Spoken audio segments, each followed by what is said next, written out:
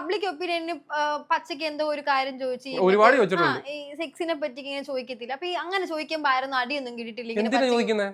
എനിക്കിപ്പോ ഞാൻ നിങ്ങളുടെ തന്നെ ചോദിക്കാൻ ഒരു വിഷയമില്ല. ഞാൻ നിങ്ങളെ കയറി പിടിക്കാനൊന്നും പോകുന്നില്ല. ഞാൻ നിങ്ങളുടെ ചോദിക്കട്ടെ, ആ ചോദ്യം ഞാൻ നിങ്ങളുടെ ചോദിക്കാം. നിങ്ങൾക്ക് ഒരാളോട് സെക്ഷൽ റിലേഷൻഷിപ്പിൽ ഏർപ്പെടാൻ തോന്നിക്കഴിഞ്ഞാൽ നിങ്ങൾ അത് മനസ്സിൽ വെച്ചോണ്ടിരിക്കുകയോ ചോദിക്കൂ. ഇത് സോൾഡ് ആയിട്ടുള്ള ചോദ്യമാണ്. നിങ്ങൾക്ക് അതിനകത്ത് രണ്ട് മനസ്സിലുണ്ട്. നീ എന്തിനാണ് മറ്റേ മോനെ നീ എന്റെ അടുത്ത് ചോദിക്കാൻ നിങ്ങളെ ഒരു മോശം പറഞ്ഞില്ല. ഇവിടെ ഇന്ത്യൻ ഭരണഘടന നിഷ്കർഷിക്കുന്ന എന്റെ അഭിപ്രായം വീട്ടിൽ ചോദിക്കാത്ത ഞാൻ ചോദിച്ചു. ഇപ്പൊ ചോദിക്കാം, ഇപ്പൊ തന്നെ നിർത്തിക്കൊണ്ട് ചോദിക്കാം. എന്റെ പെങ്ങളെ വിളിക്കണോ, എന്റെ വീട്ടിൽ എന്റെ ഉമ്മയെ വിളിക്കണോ, വിളിച്ച് ചോദിക്കാം. ആ ഉമ്മടുത്ത് ചോദിക്കുമ്പോൾ പറയും ഓടാവില്ല എന്ന് പറയും. അതേ ഉള്ള അവിടെ ഉമ്മടുത്ത് പറഞ്ഞ കൂടി പെങ്ങടുത്ത് ചോദിക്കും പറഞ്ഞാൽ പറയില്ല എനിക്ക് താല്പര്യമില്ലെന്ന് പറയും. അത്രേ ഉള്ളൂ അവിടെ. അവിടെ അപ്പുറത്തേക്ക് പറഞ്ഞ പ്രശ്നം എന്താണെന്നറിയാവോ? ആ പെങ്കൊച്ച് അതിനകത്ത് പറഞ്ഞത് സെക്സ് ചെയ്യാൻ താല്പര്യം തോന്നിക്കഴിഞ്ഞാൽ ചെയ്യുമോ? അവർ ചെയ്യും. അപ്പൊ ഇപ്പൊ ഒരാൾ ചോദിച്ചു ചെയ്യും, അപ്പൊ ചേട്ടനോട് ചോദിക്കണം, എന്നോട് ചോദിക്കണമെന്ന് ചോദിച്ചു. അപ്പൊ ഞാൻ തിരിച്ച് പറയണമായിരുന്നോ യെസ് വേണമെന്ന്? അപ്പൊ എനിക്കില്ല പെങ്ങളായിട്ട് തോന്നുള്ളൂ. അപ്പൊ അവർ നീ എന്താ പെങ്ങളായിട്ട് തോന്നുന്ന പെങ്കൊച്ചിന്റെ അടുത്ത് എന്തിനാ ചോദിച്ചതെന്ന്? ആ പെങ്കൊച്ചിന് അങ്ങനെ തോന്നി അത് പറഞ്ഞു, എനിക്ക് തിരിച്ച് അങ്ങനെ തോന്നുന്നില്ല അത് പറഞ്ഞു. ഇത് ഇവിടെ പറയാൻ പറ്റത്തില്ലേ?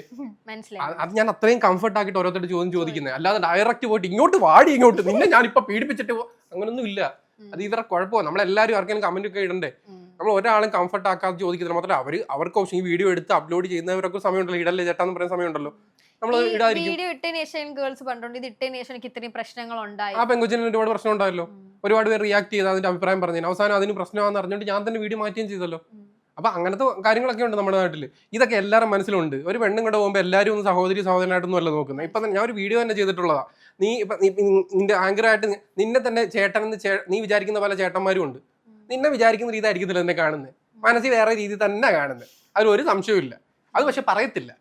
പറയാതിരിക്കുമ്പോൾ എന്തോരൊക്കെ പുണ്യവാളന്മാർ. ഈ പറയുന്ന കുട്ടി ഈ പിള്ളേരൊക്കെ എന്തോ അതേ ഉള്ളു. അപ്പൊ അതിന് കാര്യമൊന്നുമില്ല. എനിക്ക് ഡബിൾ സ്റ്റാൻഡും ഒന്നുമില്ല. എനിക്ക് ഒറ്റ തന്തേ ഉള്ളൂ. എല്ലാവർക്കും ഒറ്റ തന്തമാരല്ലോ, വേറെ ഒന്നുമില്ല. പക്ഷെ രണ്ട് തന്തയ്ക്ക് പറഞ്ഞ സ്വഭാവം കാണിക്കാൻ പറ്റും. അങ്ങനെ നമുക്ക് ബയോളജിക്കലി അത് പോസിബിൾ അല്ല. പക്ഷെ അങ്ങനത്തെ പരിപാടി കീഴിൽ കൂടെ വന്നിട്ട് ഉടായ്പ കാണിക്കും. ഇപ്പൊ ട്രാൻസ്ജെൻഡേഴ്സിന്റെ വിഷയം തന്നെ എടുക്കാം. ഇവർ റോഡിൽ നിൽക്കുന്നവരൊക്കെ ഭയങ്കര തെറിവിളിയും കാരണം കൊട്ടി അടിച്ച് പൊളിച്ചിട്ട് പോകുന്നവരുണ്ടേ.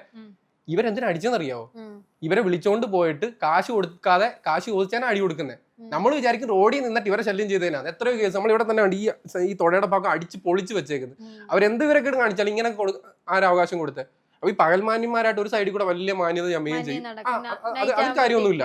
ഒന്നെങ്കിൽ നന്ദിയില്ലാതെ കാണിച്ചോണ്ടിരിക്കണം, ഇല്ലെങ്കിൽ നല്ല രീതിയിൽ നടക്കണം. എന്തിനാ രണ്ടും കൂടെ കാണിക്കുന്നത്?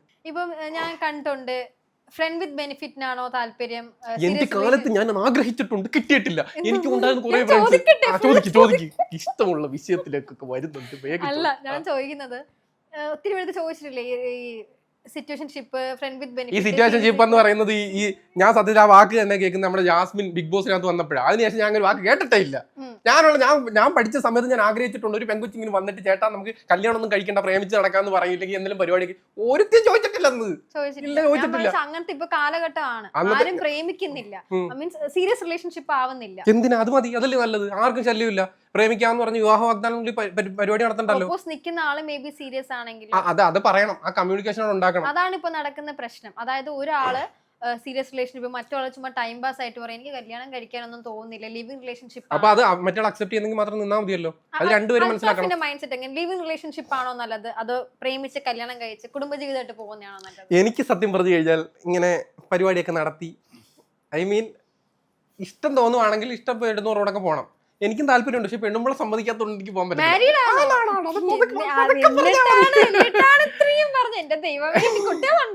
ഒരു കുഞ്ഞുവാവയുണ്ട്. ഒരു കുഞ്ഞു പാവയുണ്ട്. ഇനി ബാക്കി പറയും. ഞാനെല്ലാം പറയും, പക്ഷെ എനിക്ക് അത്ര കൺട്രോൾ ഉണ്ടല്ലോ. ഞാൻ ഇങ്ങനെ പോകുന്നതിന് എനിക്ക് പറയാൻ പറ്റത്തില്ല. ആരും ഞാൻ പേടിക്കാം. അല്ലല്ല, പ്രേമിച്ച് ഒരുപാട് പ്രേമിച്ചു, പക്ഷെ പ്രേമിച്ചോണ്ട് കിട്ടിയില്ല. അതിന്റെ അറേഞ്ച് മാരേജ്. അതിൽ ഞാൻ പക്കാ ഹാപ്പിയാണ്. പ്രേമിക്കും കുറെ ആൾക്കാരെ, പിന്നെ അറേഞ്ച് മാരേജ്. അത് അതുകൊണ്ടല്ല, പ്രേമിച്ച സമയത്ത് ഞാൻ തന്നെ ആലോചിച്ചു തലേന്ന് പോകണമെന്നൊക്കെ ആഗ്രഹിച്ച കേസുണ്ട്. ഈ പ്രേമിച്ചതിൽ പലതും എന്റെ മിസ്റ്റേക്ക് കൊണ്ട് തന്നെ പോയതാ. ആണുങ്ങളല്ല, എന്റെ മിസ്റ്റേക്കാ. അതെന്റെ മിസ്റ്റേക്കാ, എന്റെ മിസ്റ്റേക്കാ. ഞാൻ പറഞ്ഞുതരാം. ഞാൻ പ്രേമിച്ചിട്ടുള്ള പകുതിയിലധികം പെണ്ണുങ്ങളോട് എനിക്ക് സെക്സ് വീഡിയോ കോൾ ചെയ്യണമെന്ന് പറഞ്ഞപ്പോഴത്തേക്കിനും തയ്യാറായിട്ടുള്ളവരുണ്ട്.